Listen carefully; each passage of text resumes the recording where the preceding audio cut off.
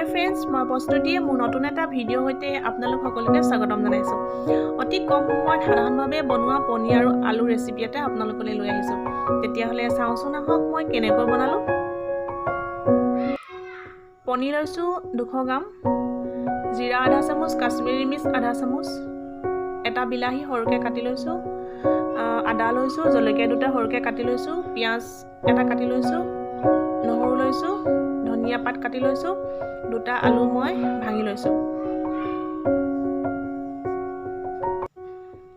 কেৰাহীত মই ডাঙৰ চামুচে 1 চামুচ ৰিফাইন তেল দিছোঁ।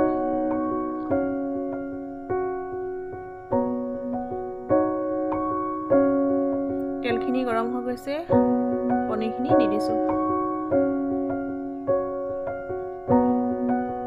এবাৰ লৰাই দিছোঁ।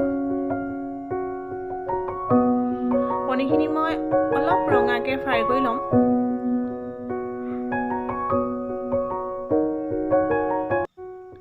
এয়া পনীৰখিনি প্ৰায় হৈ গৈছে।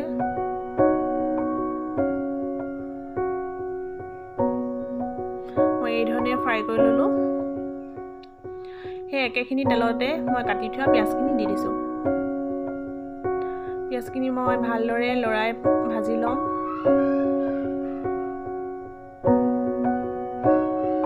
অলপ ৰঙাকৈ ভাজি ল'ম।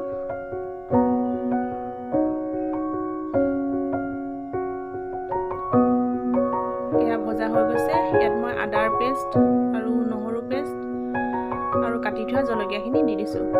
এতিয়া মই গোটেইখিনি ভালদৰে লৰাই ভাজি ল'ম, যাতে আদা আৰু নহৰুৰ পৰা কেঁচা কেঁচা গোন্ধটো যেতিয়ালৈ নাইকিয়া হয় তেতিয়ালৈ ভালদৰে ভাজি ল'ম।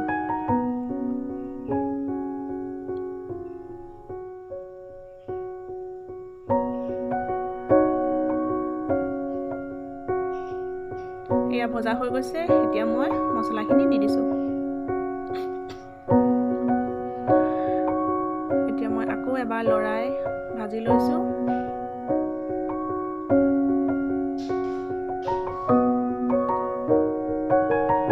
এয়া ভজা হৈ গৈছে। এতিয়া মই ইয়াত বিলাহীখিনি দি দিছোঁ। আকৌ গোটেইখিনি ভালদৰে লৰাই ভাজি ল'ম। যেতিয়ালৈ বিলাহীৰ পৰা ছাইডত তেল নেৰে তেতিয়ালৈকে ভালদৰে ভাজি ল'ম।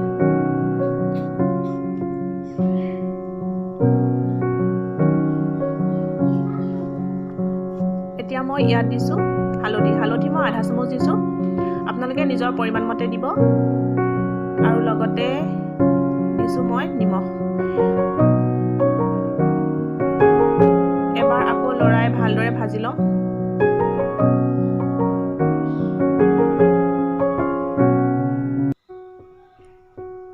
এয়া ভজা হৈ গৈছে। এতিয়া মই ইয়াত দিছোঁ আলু, ভাঙি থোৱা আলুখিনি মই দি দিছোঁ। গোটেইখিনি ভাঙি ভালদৰে আকৌ মই লৰাই ভাজি ল'ম, যাতে গোটেইখিনি মিক্স হৈ যায়। এয়া ধুনীয়াকৈ মিক্স হৈ গৈছে।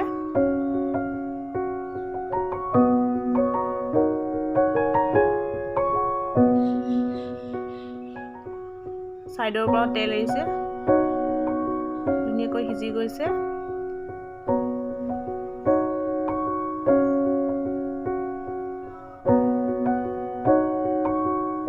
এতিয়া মই ইয়াত দিম পানী ডাঙৰ কাপেৰে 1 কাপমান পানী দিছোঁ। কম হৈ যেন লাগিল বাবে আকৌ অকণমান দি দিছোঁ। এতিয়া এবাৰ লৰাই দিছোঁ।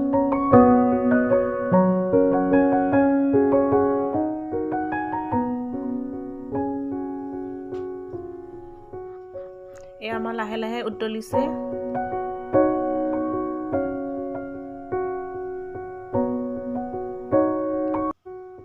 ধুনীয়াকৈ সিজি গৈছে।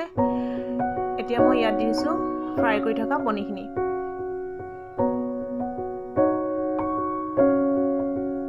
এবাৰ লৰাই গোটেইখিনি মিলাই দিছোঁ।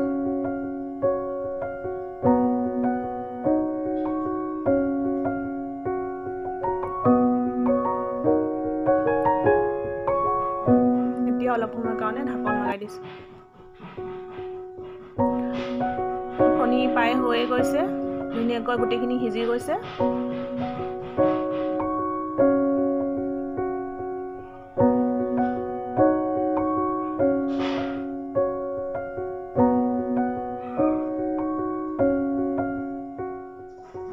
এয়া আমাৰ পনীৰ আলু ৰেচিপি ৰেডি কেনেকুৱা লাগিলে বাৰু